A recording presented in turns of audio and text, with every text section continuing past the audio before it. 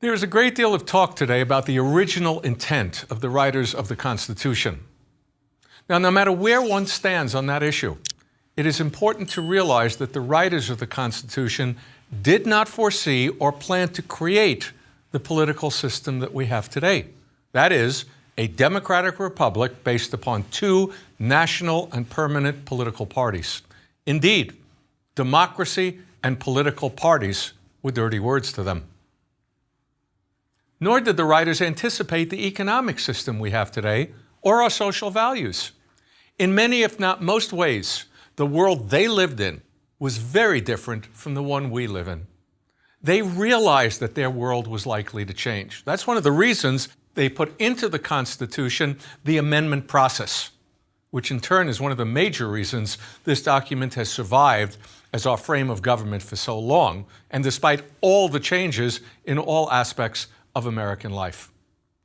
Now, to understand the world of the founders, we must first understand who they were, the problems they faced, and why they created this new frame of government. We also need to understand the historical controversies that have swirled around them and exactly what is in the document that they created. The public lack of knowledge of those contents is frightening. A survey conducted during the 1987 bicentennial showed 46% not knowing the original purpose of the Constitution. 26% thought it was to declare independence from England. 59% did not know what the Bill of Rights was. Only 41% correctly identified it as the first 10 amendments. 27% thought it was the preamble to the Constitution. And a frightening 49% erroneously thought the president could suspend the Constitution. Let's begin with the world of 1787 and the ensuing historical controversies. The Constitution was not the original frame of government of the newly independent United States. The states originally were governed by the Second Continental Congress, and then from 1781 to 1789 by the Articles of Confederation. Now, late 19th century historians saw these articles as a disastrous failure, and indeed called this time period the critical period, where an infant and endangered United States was saved by the godlike founding fathers. That interpretation was stood on its head in the early 20th century by historians such as Charles Beard, who argued that it was not a critical period, but that its democratic thrust alienated the moderates of the previous decade, the revolutionary decade, who had become reluctant revolutionaries. Motivated by economic and class interests, they responded with the Constitution as an anti-democratic, counter-revolutionary document in an effort to protect those interests. Now, that interpretation itself then came under attack in the mid and late 20th century. This, as we will see in later lectures, is part of the ongoing process of historical interpretation and reinterpretation. For now, let me just note that many historians today view the Constitution as a continuation of the Revolution, not the antithesis of the Revolution. Also, the issue is far from settled, and it is unlikely ever to be settled. For historical interpretations, again, as we will explore in later lectures, are constantly being affected and revised by present-day concerns. My interpretation that follows will thus reflect contemporary scholarship and contemporary issues and values.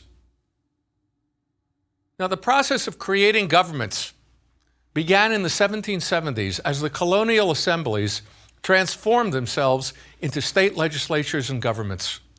This process would involve a series of major departures from British practice, reflecting colonial experiences. For example, the colonists rejected the British concept of balanced government in favor of overwhelming legislative power. The colonial governors and judges had been royal appointees and had been perceived as tyrannical. In the Articles of Confederation period, their powers were extremely limited within each state. You also had a move to written constitutions within each state instead of unwritten constitutions. This was due to the perceived failure of the unwritten British Constitution to protect liberty. You also had an old tradition in colonial history of written charters in the founding of many colonies. State assemblies became more representative due to the logic of the Revolution, as I explained in the last lecture, with the franchise extended and frequent elections. The central government, at first, was the Second Continental Congress, which was obviously makeshift, and it was replaced by the Articles of Confederation, which were presented to the states in 1777, but not ratified by all the states until 1781. Why? The states retained their distrust of any centralized power. That's what they were fighting against. And they also retained their distrust of each other. There had been no history of cooperation before the Revolution, and the cooperation that existed during the revolutionary period had been quite limited and broke down once the Revolution ended. Smaller states fear larger ones, especially those with Western land claims, for fear that they, the small states, would lose their population to larger states that could avoid taxing by simply using land sales to run the government. Maryland, for example, refused to ratify the Articles of Confederation unless state Western land claims were given to the national government. Virginia and other states agreed in order to get a central government, and because they believed that a Republican form of government could not work in large areas. This is something I'll get to later. Now, the Articles did set up a central government of sorts, but a very weak one. There was no executive, no judiciary, only a Congress with no power to tax or to do anything important without a vote of 9 out of the 13 states. Nor could they change the structure without a unanimous vote in favor of changing it. Each state had one vote, and thus a virtual veto power. This had all been done very consciously. The states saw themselves as independent republics, retaining sovereignty and joining into a loose confederation, similar to today's United Nations. This came from their colonial past, in addition to their fear of centralized power from the Revolutionary era. Liberty was now to be guaranteed by decentralization and by state legislatures. Now, despite the inherent weaknesses, obvious, of this frame of government, much was actually accomplished under the Articles. The winning of independence and the obtaining of a favorable peace treaty in 1783 with a western boundary all the way to the Mississippi River. The establishment of state governments with many social and political reforms. The lowering of property qualifications for voting to extend the franchise. Frequent elections. Separation of church and state, beginning of the abolition of slavery in northern states, expansion of education and literacy, and the creation of state bills of rights. You also established the pattern for Western expansion and settlement with the Northwest Ordinances of 1784, 85, and 87. All Western land north of the Ohio River that had been given up by the states to the national government was to be surveyed, divided, and sold in 640-acre lots for $1 per acre. Eventually, there would be self-rule and admission to the Union as anywhere from 3 to 5 new states on an equal basis when the population had reached 60,000. There were also guarantees of freedom of worship, trial by jury, and there was to be no slavery in this entire territory. Internationally, trade was opened with the European powers under the Articles of Confederation and with Asia, and loans were extended to the United States. But the problems under the Articles appeared to many to outweigh these successes by 1787, and those problems were both external and domestic. The Confederation Congress had no power to tax, and thus no power to pay for an armed force or to pay its debts. After the Revolution, the Navy was sold. At one point, the Army was down to 80 men. Rather than a national army, reliance was placed on untrained and unreliable state militia. Now, this lack of military power, lack of power to tax, translated into no power in foreign affairs and no respect from the European powers. The British locked the United States out of their mercantilist trading system. They also violated the peace treaty by refusing to leave their posts in the Northwest, and they supported, in fact incited, Indian resistance from those posts to American settlers. Nor was that the end of it. Spain refused to agree to the southern U.S. boundary with Florida and denied the United States the right to navigate the Mississippi River and the right of deposit at New Orleans.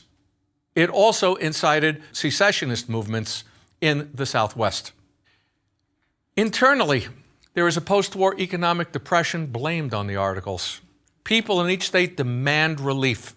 The easiest way to obtain relief is to stop foreclosures on land for non-payment of debts, to repudiate debts, and or to print paper money so as to create inflation, which will make repayment of debts much easier. That is easy to do since there's little or no check on legislative powers in each state. And creditors and men of property complain that the state governments are breaking the social contract by doing this, and that this is, as we would say today, democracy run amok. States are establishing their own currencies and trading systems. There is a breakdown in interstate relations with the looming danger of states turning to European allies and thus opening the door to European intervention, manipulation, and control. By 1786-87, there is fear of anarchy with Shays' rebellion in western Massachusetts. Daniel Shays, Revolutionary War hero, led a march of 1,200 on the courts to stop foreclosures and then on the Springfield arsenal to obtain weapons. There was no national army to stop this. The state militia did, but they could just as easily have failed due to lack of training or even joined Shays' men. And after Shays' defeat, his followers were elected to office and stopped foreclosures anyway. What all of this illustrated was the weakness of both the state governments and the national government. Now, all of this convinced many that the present national government was incapable of defending the liberty won during the Revolution and that a new frame of government was necessary. What you have here, one needs to realize, is an elite definition of liberty. It is not democracy at all. It is individual freedom from tyranny or from any form of external control or interference. But, by the political thought of the day, such tyranny or control could come from above or from below, from mob rule that broke the social contract. John Randolph of Virginia, I think, summed this up best in his famous quote, "I am an aristocrat. I love liberty. I hate equality." Now, while the revolution has fought successfully for liberty and against tyranny from above, liberty to these men is now threatened by tyranny from below. Simultaneously, it is once again threatened by tyranny from above as well, the danger of European intervention and the destruction of the entire Republican experiment. More centralized power is thus perceived as necessary to fend off the Europeans and their tyranny from above and the tyranny from below that would come from democratic mob rule. By 1786, those who think this way find support amongst the middle and lower classes as well as the upper classes.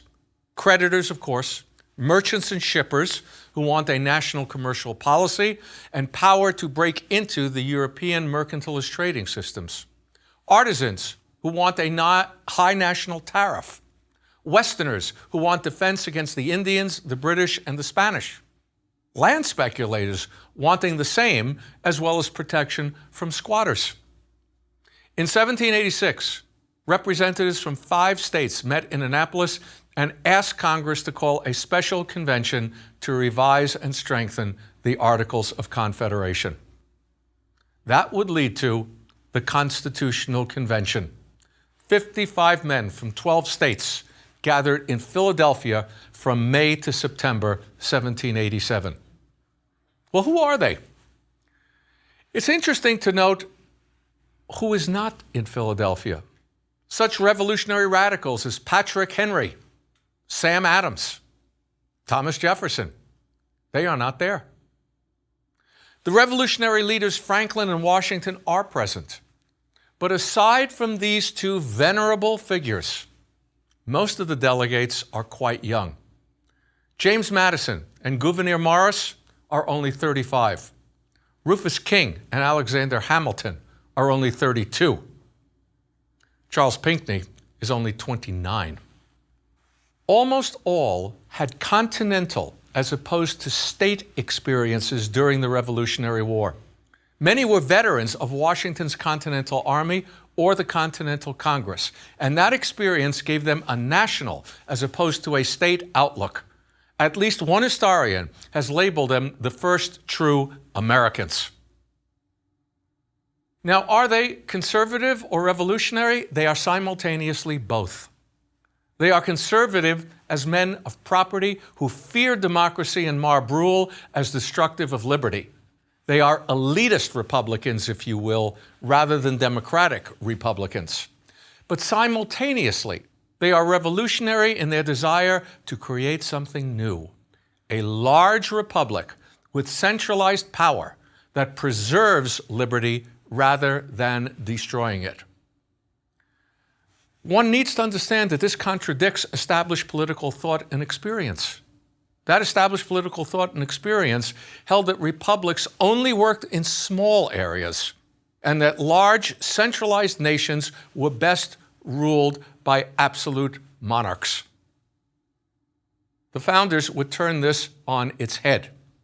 And what you get here, one might argue, is a concept of creating an empire of liberty. The men who gather in Philadelphia were also willing to ignore their instructions to revise and amend the Articles of Confederation, and instead they decided to come up with an entirely new frame of government, one that they devised in secret sessions with locked doors and windows, despite the summer heat. One can argue that in some ways what you had here was a coup. The basic dilemma: how do you create a government strong enough to preserve liberty from tyranny of the mob and/or from the European monarchs without giving it enough power to be tyrannical itself? This dilemma was best expressed by the father of the Constitution, James Madison, later when he wrote the 51st Federalist Paper. "If men were angels," Madison wrote, "no government would be necessary. If angels were to govern men, neither external nor internal controls would be necessary.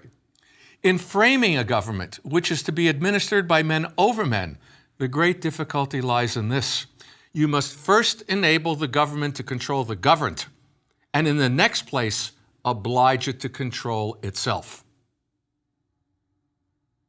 A dependence on the people is, Madison continued, no doubt the primary control on government, but experience has taught mankind the necessity of auxiliary precautions. The Constitution thus begins with "we the people." Sovereignty rests with the people. But the document then separates sovereignty from rule via a series of intermediaries, and it divides power between those intermediaries so as to avoid tyranny. We know the system is checks and balances, and it exists on 2 levels: the separation of powers between the 3 branches of the new national government, and the division of powers between that new national government and the existing state governments. Let's look at the separation of powers first. The founders returned to the concept of balanced government due to the perceived excesses and weaknesses of the existing legislative governments. What they decided to do was to combine elements of monarchy, aristocracy, and democracy within the new national government. Let's look at the president. The president is a monarch, the executive power, but one indirectly elected via the Electoral College. And it was perceived at that time that the electors in the Electoral College would be the aristocrats. Furthermore, the president's term is limited to 4 years, and the powers of the presidency are limited to those enumerated in Article 2 of the Constitution. The Senate is an aristocratic branch of government. It is not directly elected by the people, not in the original Constitution. You needed a constitutional amendment to change that. It is done via the state legislatures. One might argue that the people elect senators indirectly. They vote for their betters in the state legislatures, and the state legislatures determine who will be the senators. The term is lengthy, 6 years, with the powers listed in Article 1 of the Constitution. The national judiciary is also aristocratic. The Democratic branch is to be the House of Representatives, with short terms, frequent elections, but still you have property qualifications for voting. The theory at the time was that you had to have a stake in society in order to be able to vote. Each branch had the power to check the other branches. For example, the president is the commander-in-chief, but Congress appropriates funds for the armed forces and declares war. The president makes judicial and diplomatic appointments and negotiates treaties, but with the, quote, advice and consent of the Senate and appropriations approved by both houses. Congress makes the laws, but the president can veto them, and the Congress can override the veto with a 2/3 vote. So much for the separation of powers. What about the division of powers? The new national government has enormous power, but does not have a monopoly on power. It is to be shared with the existing state governments, and that is explicitly reaffirmed in the 10th Amendment, which states that all powers not delegated to the new national government or prohibited by it to the states are reserved to the states, so that the states can be capable of checking the national government, as the national government can be capable of checking the excesses of the state. Some powers are very clearly shared. State militia are controlled by the state governments unless called into service by the president, to active service for the national government by the president. The document sets up a very large republic. And as I pointed out before, in theory, by political theory of the day, it cannot survive. Madison, in the 10th Federalist paper, turns this established political theory on its head. He claims that a republic in a large area has a better chance of preserving liberty than a republic in a small area.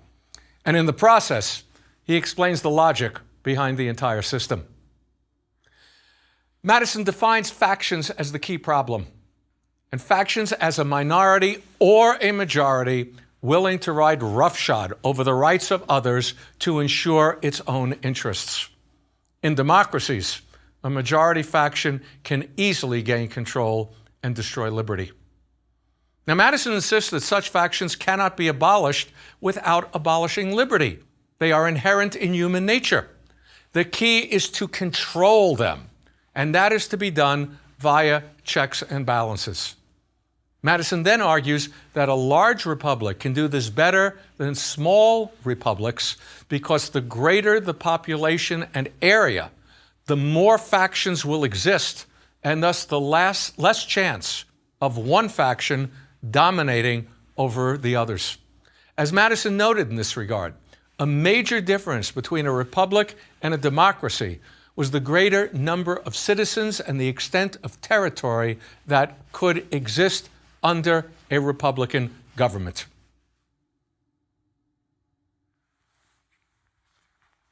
The smaller the society, Madison wrote, the fewer probably will be the distinct parties and interests composing it. The fewer the distinct parties and interests, the more frequently will a majority be found of the same party, and the smaller the number of individuals composing a majority, and the smaller the compass within which they are placed, the more easily will they concert and execute their plans of oppression. That's for small democratic society. As for republics, extend the sphere, and you take in a greater variety of parties and interests, you make it less probable that a majority of the whole will have a common motive to invade the rights of other citizens. Or if such a common motive exists, it will be more difficult for all who feel it to discover their own strength and to act in unison with each other.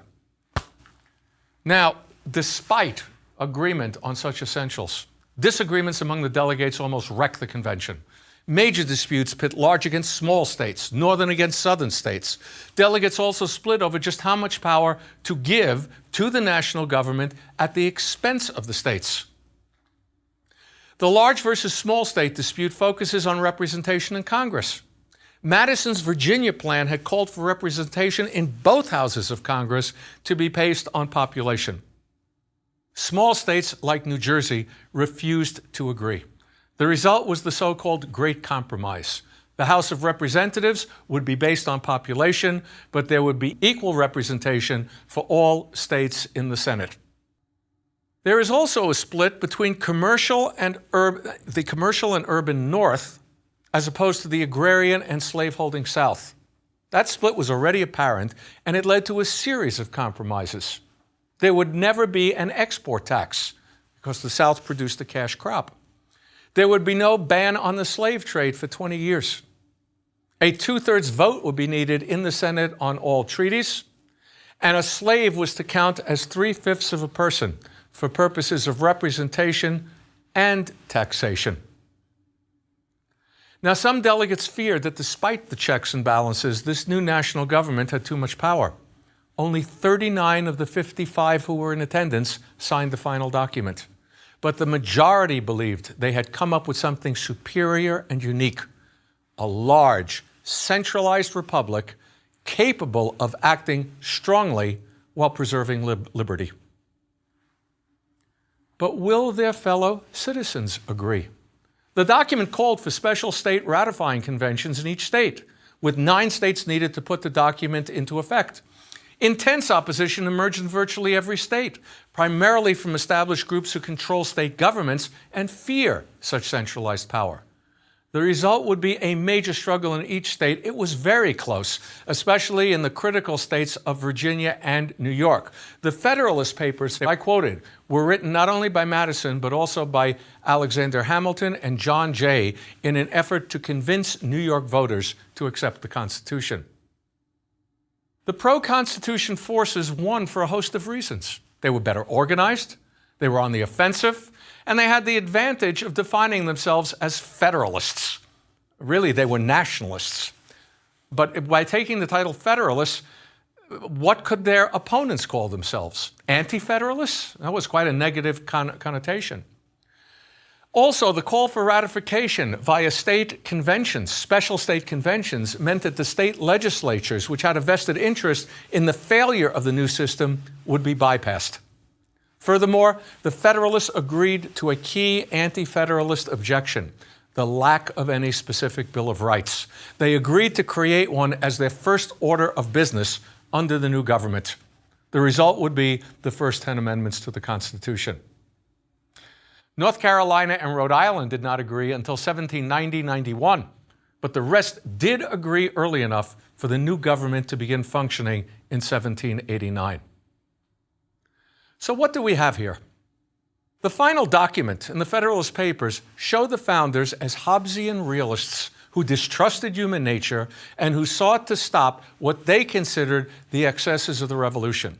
In that sense, they could be considered conservative and even counter-revolutionary.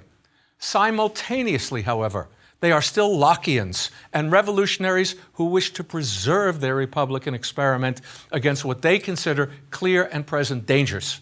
And they are willing to try a radical, unprecedented experiment to do so. The only analogy they have for a large republic is Rome, And that is not a very reassuring one. They see their Constitution as fulfilling, not negating, the ideas of the Declaration of Independence, a way to make republicanism work and thereby allow liberty to thrive. Now, they succeed in establishing a new frame of government, but in the process, they left a series of unanswered questions for the future. Is this a union of the people, as the House shows, or of the states, as the Senate shows? What is the proper balance between state and national power? How can you have a Republican empire of liberty when that liberty is based on the enslavement of others? Counting slaves as 3/5 of a human being does not really answer that question. And can you really have an empire of liberty, a large expanding nation, run by a central government powerful enough to retain domestic order and military security without creating a tyranny from above? Within a few years, the writers of this document will split on their answers to these questions. They will fail to resolve them in their lifetimes. They will change the system they created in trying to solve them, and they will bequeath those problems to their successors. And while some of those problems would be resolved in the 19th century, be it by compromise or by civil war, others remain central to our political discourse throughout the 20th century and still today. Most notably, the proper balance between state and national power. And some would argue whether it is indeed possible to have an empire of liberty.